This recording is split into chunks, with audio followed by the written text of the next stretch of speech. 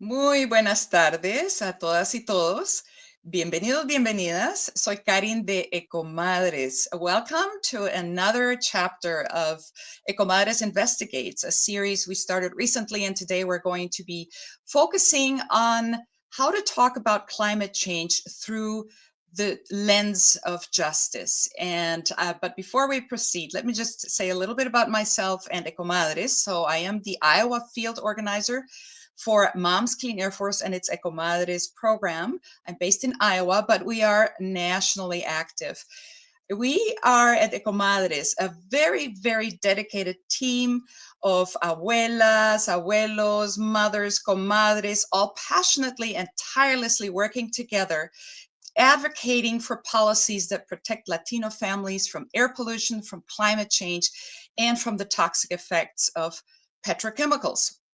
And in our discussion today, we are going to depart from a study that was published by Potential Energy Coalition. This is a nonprofit marketing firm. And their study showed that we have a marketing problem when it comes to talk about climate change. People don't get it. People don't understand it. Therefore, they don't care about it as much as they should. And since people don't seem to care, climate change gets deprioritized. And the way scientists communicate about climate doesn't seem to make sense to many people. And the way politicians talk about it doesn't seem to connect with many people. So how do we accurately communicate the threat of climate change and encourage people to demand action? And how do we encourage them to be inspired by the progress that we are making? Because it is very, very important to also remember that we have been making progress. So let's not forget that there are positive changes as well. And in today's conversation, we will explore this subject with two speakers. We're going to talk about the impact of misinformation and disinformation on the public understanding of climate change, especially in our Latino and Latina communities. And we'll also take a look at how climate issues are framed in the media and how this influences perception, policies, and actions. So without further ado, I'd love to introduce our speakers. I'll start with Gabriela Roque. She works with she is the Climate and Migration Program Manager at National Partnership for New Americans. So, hola Gabriela, ¿cómo estás? Hola Karin, mucho gusto. Gracias por tenerme. Gusto tenerte aquí, muy honrada. Y we're going to switch to Juan Pablo Alvarado now and bring him in as well. Juan Pablo is Climate Misinformation and Disinformation Manager at Green Latinos, where he works on climate advocacy, data-driven research, and community empowerment. And he looks at how these are connected and helps dismantle harmful narratives while elevating the voices of precisely those who are most disproportionately impacted by climate and environmental injustices. It is such an honor to have you here today. ¿Cómo están? Hola, mucho gusto. No, thank you so much for having me today. Well, Juan Pablo, why don't I start with you? We know that misinformation and disinformation about climate change have been shown to distort public understanding, particularly in marginalized communities. This, in turn, of course, can have significant and harmful effects.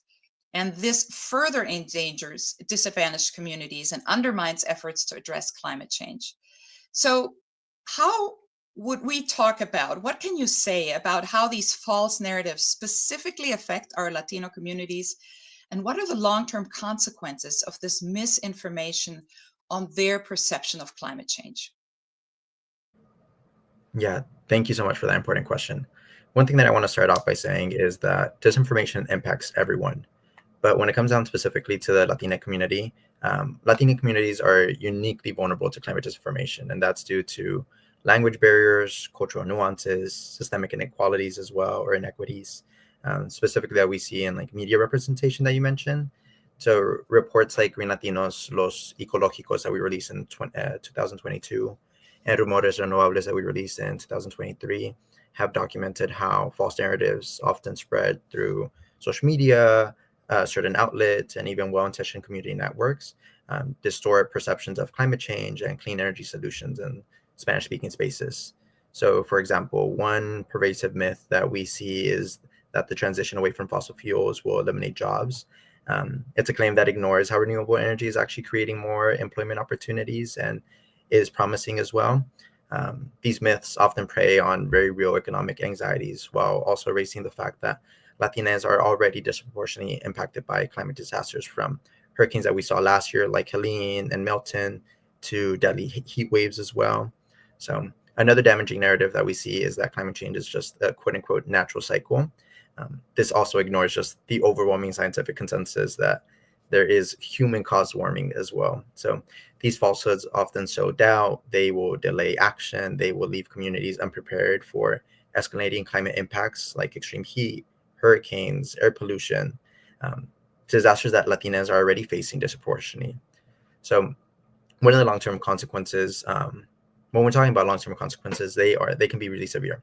So misinformation is going to erode trust in science. It's going to fuel polarization. So it's going to break apart our community, and it's going to discourage participation in climate policy advocacy. And at the end of the day, it's also going to leave our families exposed to health and economic risks. So like believing air pollution isn't harmful or that renewable energy will raise costs when the opposite is true. So when you see hurricanes intensifying due to fossil fueled warming, it's Latino neighborhoods with a weak infrastructure that flood first and are going to recover last as well. So without intervention, disinformation will continue to undermine resilience. It's going to deepen these inequities as well within our communities. At the end of the day, it's also going to silence our voices within the climate movement. Much for those super important perspectives, and later, if there's time, I'd like to ask you a question about what you may have witnessed already in Latina communities that have been affected by extreme climate events. But first, let me turn to Gabi and ask you the next question. So the media has a critical role in informing Latina communities about climate change and environmental justice. And this often impacts both policy and public action. So how can the media better serve Latino and Latina communities by providing clear, fact-based climate information and combating misleading narratives, especially around environmental justice and climate migration, those two closely related topics? Thank you, Karin.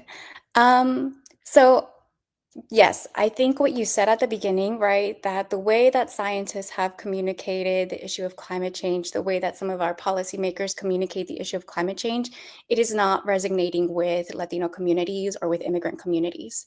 The reality of storytelling that we know, right, as organizers, is that facts alone and dry statistics do not drive people to action. You really have to tell stories that connect to people's values in order to change their minds, to have them open and consider new possibilities. And then that is what will move somebody to take action for the climate or take action to protect immigrant and Latino communities against environmental racism and against other attacks. So I would say that's the first thing, is that media could change the narrative or could shift the current status quo as far as like what narratives we hear around climate change by uplifting and promoting more human stories, more stories about Latino communities thriving, more stories about how Latino and immigrant communities are there to repair after disasters.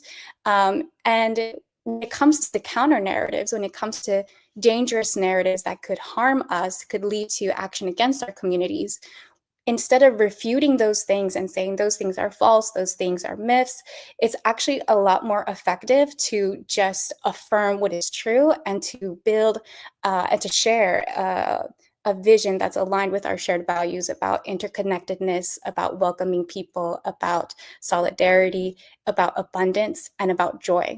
Something that we've seen in the narrative research as far as how audiences are perceiving and taking in messages about immigrants is that all audiences right now, regardless of where they land on the political spectrum, are incredibly exhausted and afraid and are worried about these chaos narratives. Again, like I think all of us kind of feel a little bit nervous about what climate chaos will mean, what these attacks on our democracy mean for us. And so right now, the stories that we really need to see that will create positive change are positive stories, stories that show us that there is a better way, that there's a future where we can all thrive together, that we need one another, right? And that isolationism keeps nobody safe, that that it's important that we have the capacity to welcome people displaced by climate.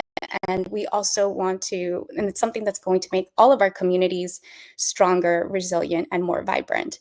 And I think that media could uplift these stories, right? Especially in cities or communities where there has been an influx of Latino immigrants or the Latino community has really grown. Show how these communities are contributing not just to the economy, but how just having more people resources, right? People who will be there for you, who are opening up new businesses, who are going to your schools, who are being part of your community, who are creating new jobs. But also, when disaster strikes, you need your neighbors, right? You're going to need the community around you to support you. And if we have these communities where the population is declining, or the population is aging, or there's not many people in the economy, in that local economy, that is something that immigrants and Latinos can contribute to, can strengthen. And so I think uplifting those stories that migration is an adaptive strategy to climate change, that we have the capacity and the resources to welcome, and that there's a future that we can build where all of us thrive, where all of us have safety, and where all of us feel a sense of belonging. And so I think really uplifting human stories, sharing that vision, and staying away from crisis language that evokes threats, especially when that threat is perceived as people on the move. Using languages that say things like floods of immigrants or waves of immigrants or becoming inundated with immigrants only reinforce and stoke xenophobia. We've seen the research proves this, right? That it actually doesn't work in getting people to want to take climate action. It actually does the opposite. It delays climate action, and it denies our humanity, and it moves us more towards losing our human rights in order to have this false sense of security, right? So avoiding these dangerous narratives that feed into a national security threat that would justify a militarized response to the most vulnerable people is also really important.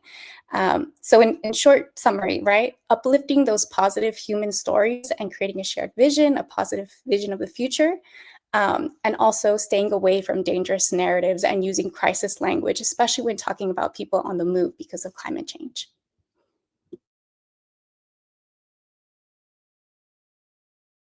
Oh, you're muted. No, I think I'm okay now. Can you hear me? Yes, sorry. Okay. So I'm struck as I listen to you speak, and I think about what both of you have said, by the fact that misinformation and disinformation comes from this onslaught of social media, everything we get through the internet, through Wi-Fi, through the little machines that we're connected to. And yet the most powerful tool against all of that seems to be what we have evolved to be, which is human beings in contact with one another. The human to human speech, story sharing, experience sharing, in the end, still defines us most powerfully, I believe. And I appreciate your saying that. And it brings me to a comment I'd like to make, which is the importance of partnering with trusted local voices. And let me just say that EcoMadres and Green Latinos and National Partnership for New Americans are among those trusted voices. We may be national organizations, but we have local chapters, we have local people that we try to act as those trusted sources of information and as an empowering tool to elevate your voices and your concerns. And then, just as we are functioning on the national and regional level, every town, every city has a variety of community-based organizations. And those of us working at the national, regional, local levels, together with these community-based organizations, can help local leaders stand stand at their side and encourage them as they elevate these positive stories and as they ensure that the information that they share is credible. Every one of us in these organizations, we know how to point to the sources of our information. We don't just pick them. We may be using the internet right now to transmit this information, but what we say is based on research, and we know how to find the data. We know how to trace this back, and we hope to present it in a language that is accessible, that is relatable. And you two are doing such an important work in this area. So let me return to you, Juan Pablo. Let's talk about this technique or this way of doing communication, which is specifically called justice-based communication. And as I understand it, it aims to emphasize equitable, inclusive, and culturally relevant messaging. And this type of communication seems to be especially important for communities that have been historically marginalized and disproportionately affected by environmental degradation and systemic inequities. And this misinformation and disinformation continues to spread. So how does justice-based communication strategies or strategizing, how can that be used not only to correct misinformation, but also to empower communities to advocate for themselves in their own voices? Thank you so much for that. So justice-based communication starts with, or I would start it with recognizing that Latina communities are not just victims of disinformation, but we are also leaders in climate solutions, and we've been environmental stewards for generations as well. So one thing that we're doing at Green Latinos, especially in the program that I work at, is we're trying to center culture, trust, and intergenerational dialogue, for example. One thing that we did last year in, around the fall of 2024, we launched our Loteria card campaign, which uses Loteria cards to help debunk certain climate myths. And this was one idea that I had because I really, I grew up playing Loteria cards with my family at family reunions. And at the time we launched this, I want to say around Thanksgiving. And so for me, for example, I took these cards and I took them back to my family. I was like, hey, we're about to play Loteria, but look what I did with at work. And so I started talking to my abuelitos, my tias, my tios, and just going through some of those narratives, a very easy way to kind of just kickstart that conversation. And so it's just one example of how we're trying to center that in terms of like the cultural aspect. But one of the most powerful tools is community trust. So especially across the generations, trying to get at the intergenerational dialogue, like I mentioned. So younger generations, like younger Latinos who grew up in the digital world, can play a critical role in this, especially people that have grown up using smartphones, devices like tablets, computers to talk to family members. I grew up with that myself. And so one thing is I would really encourage us to talk to our families about the dangers that we see of online content, especially right now, how certain information can be artificially created through the use of AI. This can be images, videos, and honestly, they've gotten pretty good. So we know that sometimes having these hard conversations with people is important because we're the trusted messengers within our community, within our family, within our friends. So a good justice-based strategy is as simple as just having conversations about how entities online, either intentionally or not, are sharing misleading content. Like you mentioned, it really goes back to that connectivity that we already have. And as to the point about unintentionally sharing things, misleading information, there is disinformation, which is false information that's being spread to confuse the public. But then there's also misinformation that's just false information, and that can be shared by your tias in the family group chat. And I know that's happened with me as well. And sometimes I just have to send a little message to kind of correct things. And the other important thing to point out is that social media algorithms exploit these sensationalist headlines, those that are, going quote unquote viral, boosting sometimes boosting conspiracy theories and certain hyperbolic claims. So by really equipping our families with critical thinking tools like checking sources, like you said, pausing before sharing, especially if there's kind of that emotional reaction that you're getting from a headline, I would encourage people to kind of stop, question it a little bit, be having a healthy level of skepticism per se, and try seeking those fact checks. We can really turn everyday conversations into acts of resistance and turn ourselves into fact checkers as well.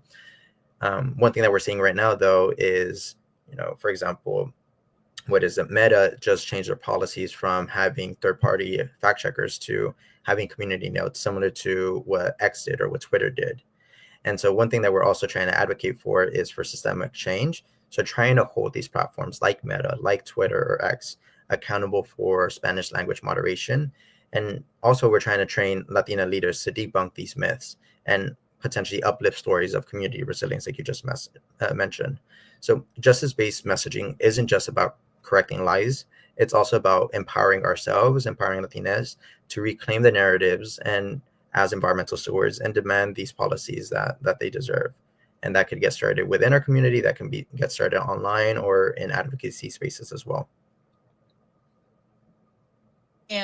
And I would venture to maybe complete what you're saying by saying that this kind of communication, this justice-based communication, doesn't just paint the climate crisis as an environmental issue, but it aims to help people understand that it is an issue that affects all facets of life. It's not just what's happening out there with the wind and the rain. It is how come my tío and my tía lives in an area that gets hit repeatedly by storms that is affecting their community worse than those living 20 miles away. What are the reasons behind that? And in correcting this information, you're hoping, I assume, to foster trust and engagement and shared responsibility. Is that one of the outcomes of justice-based communication? Yeah, no, of course. It's definitely one of the outcomes. Like I mentioned, I mentioned this in the first question. When it comes down to climate change, it's impacting all aspects of our lives. That can be from intensifying storms, that can be from heat waves. Some people don't always think about it. And sometimes there's the idea that, it's just part of like a natural cycle per se. But with these justice-based communications, we kind of are starting to recenter it and taking back those narratives and making those connections for our community members. And so I know that's one thing that I try doing within the work I do, within my personal spaces as well. And at the end of the day, just really showing how all this is connected and is impacting every aspect of our lives, like you mentioned.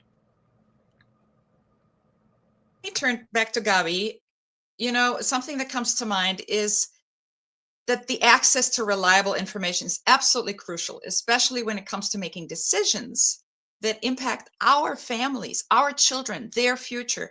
So what are some practical ways that Latina communities can be equipped to identify and counter false claims about how climate change and migration are related and interconnected, and what steps can be taken to improve access to trustworthy climate data? I would say the work that Juan Pablo is doing with the justice-based framing would be one way to do that. Again, there's power in narratives, right? And when we center the people who are going to be who have the most to gain or lose from the stories we tell, that is how we're building power for them. That is how we are trying to, challenge the existing status quo that focuses on that, that paints the world as this dangerous place, that there's scarcity, that the only value humans have is their economic value, and that reinforces toxic individualism. So I would say that, again, people want to hear how these issues, these climate issues, connect to their lives and their lived experiences. And the best way to illustrate that is often by having other directly impacted people, directly affected people share their stories, but not just share their stories is in like a way that this is what happened and this, a dull chronology of what took place, but really making these people, and the media could support this, right? Like shaping these narratives in a way that places immigrants and Latino communities as protagonists, right? Making these important decisions to protect their families, to protect their health, to live in a community that is cleaner and safer and allows them to enjoy, right, their full rights of a healthy environment, life, shelter, all these things that we need, water, food. So I would say that one way to counter those false narratives is by having spokespeople, trusted spokespeople who are from our communities sharing their stories. And like Juan Pablo was saying, in a way that is empowering, that can connect individual experiences to systemic issues. Oftentimes what we also do is point to a villain, right? Like say, who really profits or who really benefits from responding to climate crisis and climate impacts in a way that is militarized or in a way that fuels what we call disaster capitalism, right? So instead of saying we need to have more resources to recover after a hurricane, if there's nobody putting out these stories saying that we need to advocate for more resources for everyone to recover, regardless of your immigration status, regardless of the language barriers, everyone needs resources to recover after a disaster. If we're not promoting that message, then what will happen is what we're currently seeing, right? Where companies and corporations and other people with economic interests will say, well, we can come in and we can take care of, like, we'll have our private firefighters, we'll set up, we should decide, how water is distributed and who has access to that water. And so there really is a lot to lose if we are not fiercely advocating for connecting climate issues to our lived experiences and pointing out the ways that pointing out the potential traps of like, these aren't the solutions that we want. These are the real solutions that will make us safer, more resilient, stronger, and support everyone. The other thing that's really important about these stories is that they can give people a sense of expertise, right? That they give people a sense of agency that, I'm not a climate scientist, but I'm a climate expert because I experienced this natural disaster firsthand. I know exactly how it's affected my community. And I'm also somebody who can propose a solution, right? The solution being more language access, funding, regardless of your immigration status, or whatever other things folks say is important, like creating mutual aid networks or ensuring that, there's warnings and information in all languages, things of that nature. And also really important with these individual stories is to not reinforce individualism. Oftentimes when we do hear individual stories and they do not connect to a systemic issue, for example, an issue with your housing, that your house flooded and your landlord did nothing to prepare you or nothing to support you, or you had to relocate because of that, and then you didn't have funding to repair, or because your landlord couldn't repair, you lost your home. If there isn't that part of the story, then we will fall back into the trap where like we believe that people need to solve their own problems. And that's not the future that we're trying to create. And again, always promoting and uplifting an affirmative story that together we are stronger, together we can support one another, and together we can we can live in a more sustainable community, have a regenerative economy that supports everybody. Yeah, it's very well put. And if we frame the communications through the justice lens, as you both are proposing, I think inevitably the outcome is that it becomes a more inclusive way of communicating. It becomes more equitable. It becomes more action oriented. And this element of being relatable is so crucial. And to find ways within our various Latino and Latina cultures, we can find ways to make issues relatable because they happen to our family and we understand. As you say, I think it's beautiful how you put it. You're not a climate scientist, but you are a climate expert. Anybody who has experienced climate extremes or has had to migrate because of climate disasters or because of limited resources driven by climate, we are climate experts. We really are. And then it's not just within our communities, right? It's not just within the Latina communities. Part of what makes a positive story, a hopeful story, more powerful is if we can also engage others who might not be immediately part of the Latina community. So how can we also communicate strengthen ourselves within first, and then also at the same time, build that community with the people, whatever their background is, with whom we share resources, with whom we share space, so that we discover together that, we are each other's source of support. We are each other's source of community. And so I assume that Justice Lens includes speaking across cultural barriers. And I'm not just saying language, right? And the outcome that we all want is for all of us to have a natural understanding of how climate change disproportionately affects certain communities without making them look negative. It's just that this is a reality, and how can we work on this together and to build solidarity and to inspire action and to foster long-term commitment by addressing climate change. I want to make a little side trip here because I'm technologically challenged today and I cannot access the chat. So I'm going to instead of looking at the chat, I'm going to take the liberty to ask you both to give me a 1-minute summary of what your organizations do. So Green Latinos and this wonderful, let me get the partnership for the National Partnership for New Americans. That's such an interesting title. Can you take each a minute to remind us of what your organizations each do? Oh yeah, Gabi, let's go with you first. Sorry.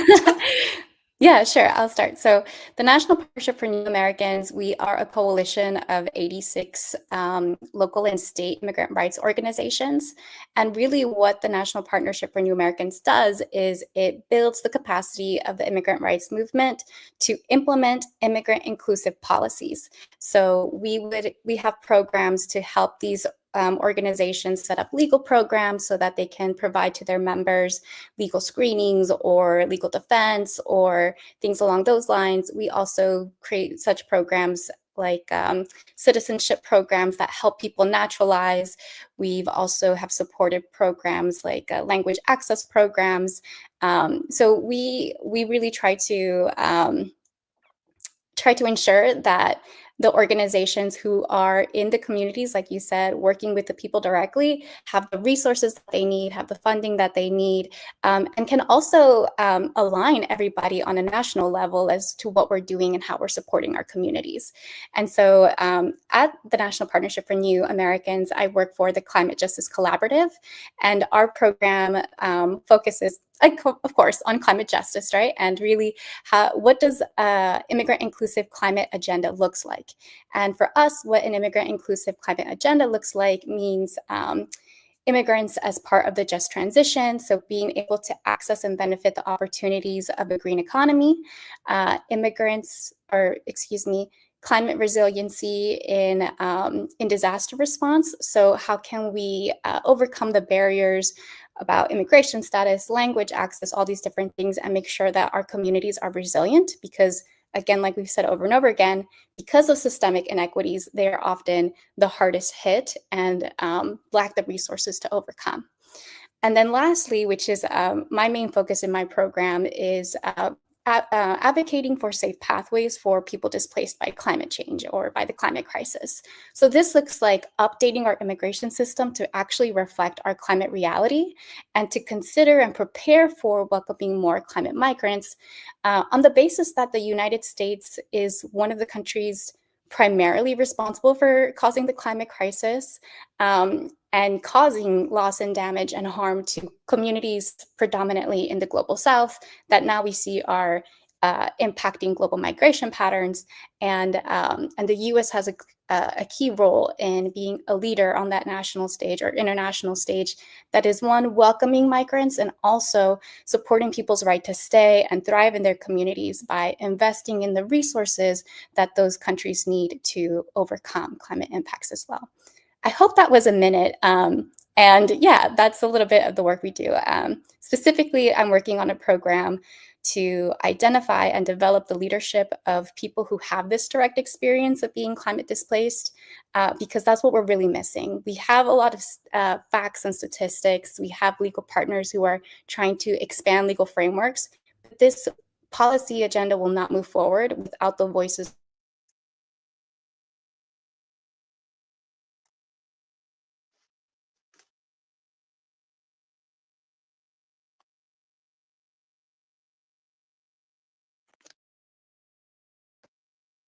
I hope I'm live. I think I dropped out for just a minute. Thank you so much, Gabi.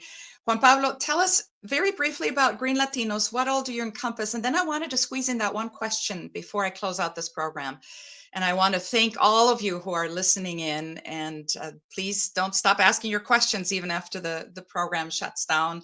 You can reach us at ecomadres.org. You can reach us at Green Latinos, and you can reach all of our organizations and then ask your questions. Never stop asking questions. So Juan Pablo, tell us briefly about Green Latinos.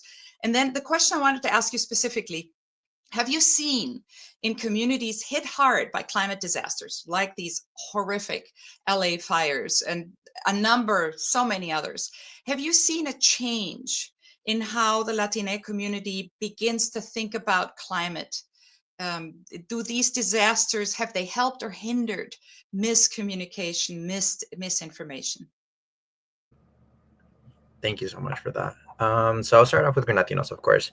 So Green Latinos is a national nonprofit of Latino leaders. It's an active community of Latina leaders who are confronting national and local environmental issues within the Latina community. And so we're all united to demand equity, dismantle racism. We're trying to win over our environmental conservation and climate justice battles as well. And so in general, we really do envision a healthy and equitable society where communities of color are liberated from disproportionate environmental burdens, where we can enjoy fresh air, drink pure water, access to clean public transportation as well. And like you mentioned earlier, we have our local chapters as well, and we work in various states. So that's New Mexico, Illinois, Texas, California, Colorado, aside from the national work that we do. And some of the issue topics that we work on are climate justice and clean air, public lands, sustainable communities, water equity in oceans, public land and ocean collectives as well, urban and forestry programs, and of course, climate disinformation. And so I specifically work in our Spanish climate misinformation and disinformation program at the moment. And yeah, to get a little bit into your question, one thing that I would say is whenever these natural disaster events are happening, there is a spread of disinformation coming out of them. And so in terms of how is the public perception, especially the Latina public perception, changing with these events, it's a little bit of a mix of everything, to be honest. There are those individuals that are becoming more aware of the intensifying storms because of climate change. But then there's also individuals that are falling victim to the disinformation and believing that, they are storms that are being created, geoengineered, being created by certain individuals or by those in power, or there's just these different conspiracy theories. And so one thing that we're really trying to do is get ahead of these curves, because one thing that we're seeing is, with these storms, they are kind of copy and paste strategies that they're using to spread disinformation. So we can get ahead and kind of inoculate the community and make them aware of what they might see when these events happen. Hopefully that would stop the spread of disinformation. And so this year, that's, trying to collect stories, of course, trying to create more culturally relevant resources like the Loteria cards. Our goal is, at first, we only released, I believe, 5 to 6 cards. And the goal is really to grow them out into all these issue topics, and also to have more resources that are focusing on local narratives. So I'm specifically from South Texas, the very southern tip. I have SpaceX in my backyard, LNG, and all these other issues. And that's very specific to the Rio Grande Valley. And that's different that we're seeing from California, like the LA fires, or in Florida since the hurricanes. And so we really want to reach out to community members and make those connections and kind of use those community leaders to carry out those voices. And so one thing that I would say is, if anyone here is interested in working with Green Latinos, feel free to reach out to me. I'm sure we'll be sharing our emails and everything. So get in contact with me. I would love to collaborate in any which way that you could imagine. So thank you so much. Thanks, Juan Pablo, very much. Before I finish up here, again, Gabriela Roque, thank you very much, with National Partnership for New Americans, and Juan Pablo Alvarado with Green Latinos. And as I mentioned early on, I'm Karin Stein with Moms Clean Air Force and EcoMadres. We're a community of 1.5 million members nationwide. And at EcoMadres, which is a branch of Moms Clean Air Force, we specifically work with the Latina communities to empower our people to learn about how climate how air quality, how harmful chemical effects from the petrochemical industry, how they affect us even before we are born, and what we can do about that. So please do not hesitate to reach out to all of us. And let me just finish up by saying that what I get out of this primarily is that by communicating through justice, by making justice the center of communication, we foster community engagement, we provide access to reliable resources, we strengthen partnerships, and we help our communities become empowered to recognize and challenge false claims about climate change and how climate change is affecting our families and our children and their future. And very important, of course, we've alluded to it, access to Spanish language information, always justice-based climate information, and fostering an environment of critical thinking and media literacy, which is what you both are doing on the ground every day. And all of that, we hope, will ensure that our community, that our Latino communities have the tools and the knowledge to advocate for our rights in our communities, what's right for our families. And thanks again, Gabi, for making that little distinction. We don't have to be scientists. We can be climate experts by just living on this planet. So without further ado, thank you all so much. I would like to bring to the screen the information of how you can contact EcoMadres and join us on this journey to protect justice, to fight for climate stability, and for the future of our children. Thank you, everyone, for joining us in this episode of EcoMadres Investigates. Hasta la próxima.